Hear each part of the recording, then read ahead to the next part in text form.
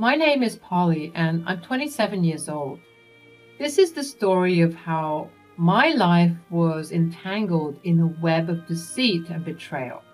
But it's also the story where I rose from the manipulation and malice and got justice from both my husband and mother-in-law. I met Ralph, my husband, a charming and charismatic man, and was swept off my feet by his affectionate words and promises of a bright future. We fell madly in love and soon tied the knot, believing that our love would conquer all. However, little did I know that our love story would take a treacherous turn.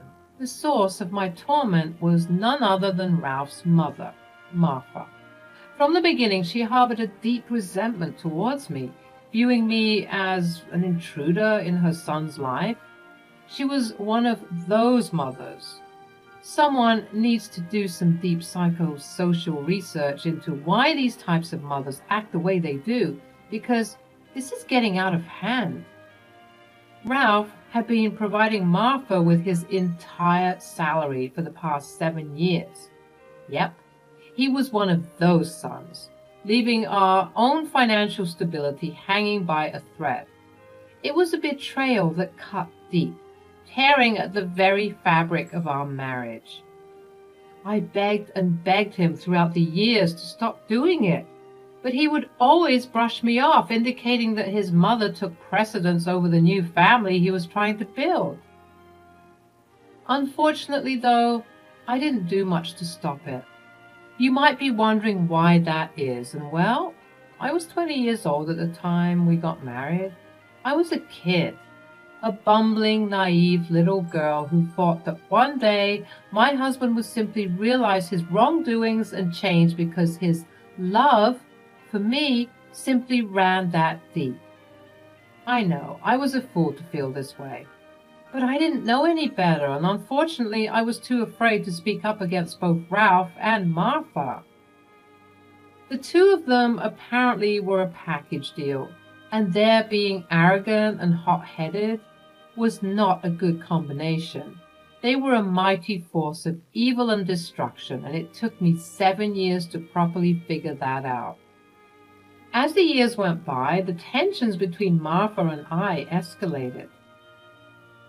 She would belittle me at every opportunity, making it clear that I was not welcome in her house or her life, and that my being in her presence was a privilege that many could not afford.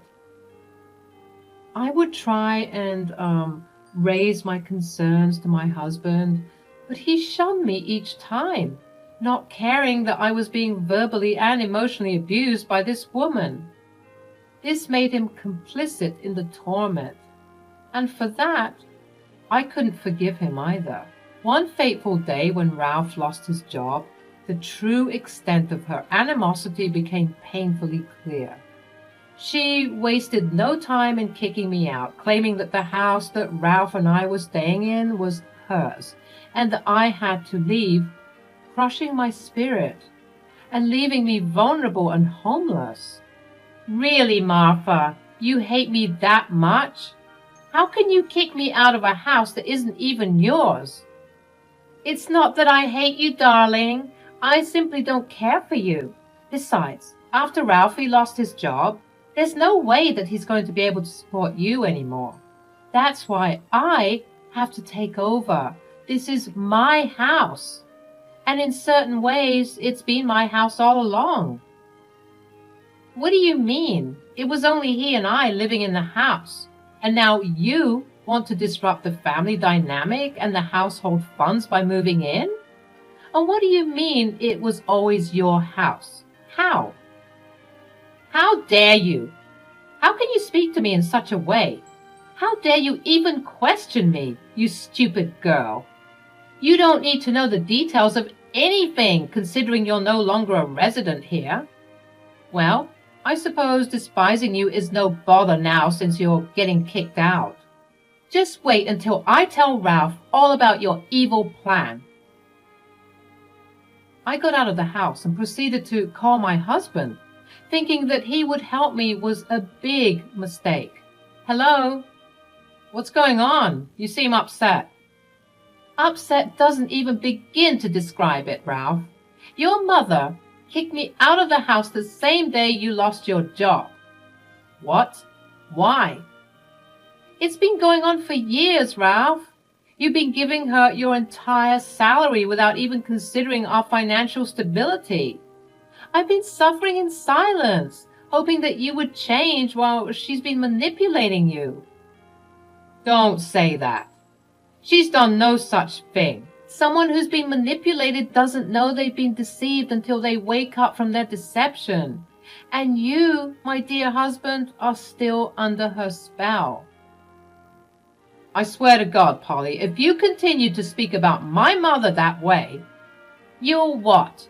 You'll give her all of my money too? You need to stop being so delusional and see that the way your mother is treating me isn't right. How can you sit there and not do anything? I'm your wife, damn it. Enough. It's no wonder why she kicked you out of the house. Excuse me? You heard me. I won't stand for you disrespecting her and me this way. Now pack up all of your crap and get out of my mother's house right this instant. I couldn't believe what I was hearing. Did I transport myself to another dimension where treating your wife like a cockroach was a sign of love and affection? Certainly not. But why was he talking to me like this?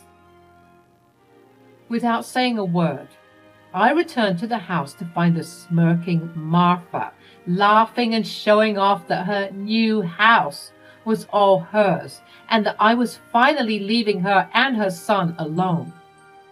I thought it best to keep my mouth shut, and trust me, it took all the strength in my body to do so, and just pack my things silently so that I could leave without going to jail for what I might have done. As much as I was angry, I was also obviously hurt and confused. What sort of mother-in-law would treat her daughter-in-law this way?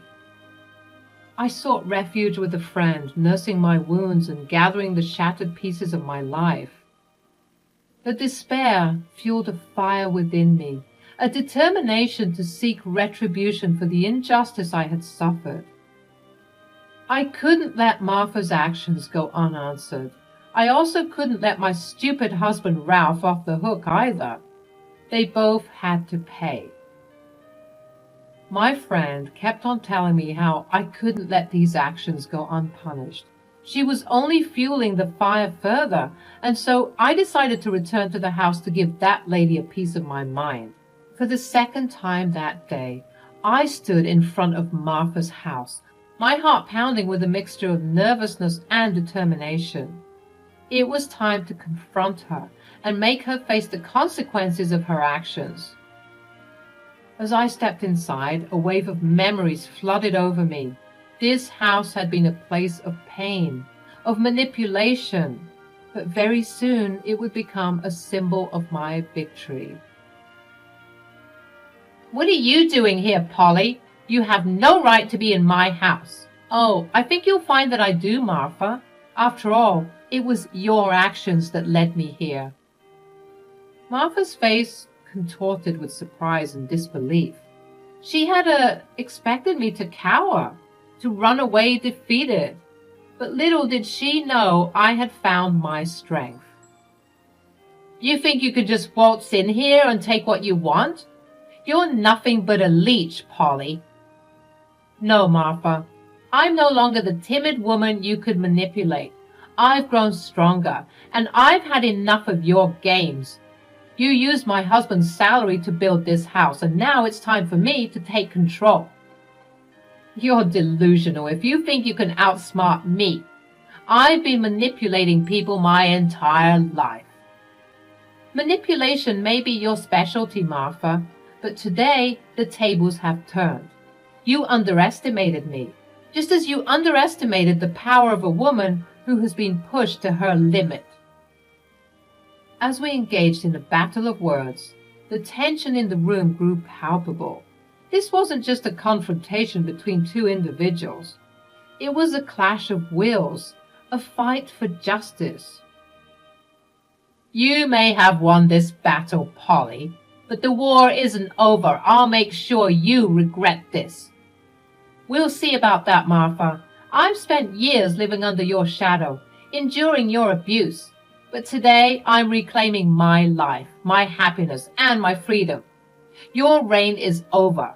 Have the day you think you deserve. With those final words, I turned away from Martha, leaving her stunned and defeated. As I walked out of the house, a sense of triumph filled my heart. It was a small victory, but it was a step towards a future free from manipulation and pain.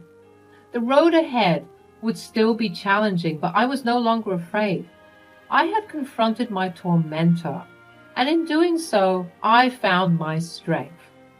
I believe in the power of karma, and boy, oh boy, did I find something that I could use to my advantage. As I was leaving the property, I saw a couple of contractors hammering in a big red sign that said, "Auction," on my mother-in-law's front porch. Was she auctioning off the place? So soon? But why? This obviously piqued my curiosity, and considering what I knew about her shady business deals, her auctioning off the house might have been part of her ploy all along. What if she was trying to cover her tracks by selling the house? I returned to my friend and revealed the new information. She too thought that everything was just a bit too shady. But I was lucky to find her doing this because that was when I thought of the perfect revenge. I did some more research to confirm if Martha was indeed auctioning off the house, and it was true. She was holding an auction for it, and it was happening the very next day. This made my suspicions grow more and more. I knew that I had to sabotage it somehow and get to the bottom of whatever shady practice was going on. The next day, I stumbled upon an auction notice for Martha's house. It was a stroke of fate, an opportunity to turn the tables and regain control over my destiny. With a newfound sense of purpose, I meticulously planned my revenge. I studied the housing market, calculated the maximum bid I could afford, and prepared myself to confront Martha in the most unexpected way. Little did Martha know that I had risen from the ashes, transformed by the strength that adversity had bestowed upon me. I walked into the auction room, my heart pounding with a mixture of nervousness and determination. But of course, I was stopped by the people who had made my life a living hell for the past 7 years. "Oh, for the love of... What are you doing here? You're obsessed with us, aren't you? I told you not to be here. I'm still very upset with you." "Yeah? Well, the feeling is mutual, believe me. I'm here for the auction." They both gasped in unison. "Yep, I have every right to be here just like everyone else. So if you don't like it, then you can take it up with the police after I file a report for harassment." "Ha! You think that you can buy this house? You must be out of your mind, sweetie." "Should I kick her out, Ma?" "Don't bother. She's just embarrassing herself being here anyways. It's not like she can afford this place. We'll see about that." We both stormed off to our designated locations, and Martha was glaring at me. I kept my composure, though, trying my best to fit in with the crowd. As the bidding began, I locked eyes with Martha, a glimmer of defiance and triumph shining in my gaze. The atmosphere in the auction hall was charged with anticipation. Bidders eagerly gathered, their eyes fixed on the stage where the prized house would soon be up for grabs. I stood there, my heart pounding with a mix of nerves and determination. "Ladies and gentlemen, we have an exquisite property on the market today. Up for auction is a beautiful mid-century modern house with a Ralph history. Let the bidding begin." As the bidding commenced, I played my cards strategically. Knowing Martha's shady financial past, I had discreetly leaked information about her alleged embezzlement, casting a shadow over the property's reputation. Potential buyers hesitated, unsure of the risk involved. It was my chance to strike. We have a bid of $200,000. Do we have any higher bids? Crickets. No one raised their paddle. What is happening? Why aren't people bidding higher? This is my house. Looks like your secrets have a way of catching up to you, Martha. No one wants to buy this house at a higher price because of the shadiness behind it all. Martha's face turned red with fury as the realization dawned on her. She was losing control. Just as she had tried to control our lives for years. I could see the panic in her eyes, a glimpse of vulnerability that had been hidden beneath her incessant manipulations. Polly, we need to talk. This isn't right. Save your apologies, Ralph. It's too late for that. You had 7 years to stand up for me, to prioritize our happiness. Now it's time for me to take charge of my own life. You conniving little... Save your insults, Martha. Your reign of control ends here. This house will be a symbol of my victory, a reminder that I will no longer be silenced or cast aside. I put up my paddle, and the auctioneer said, Do I hear 300? 300,000, folks. No one? Okay. $200,000 going once, twice, and it's sold.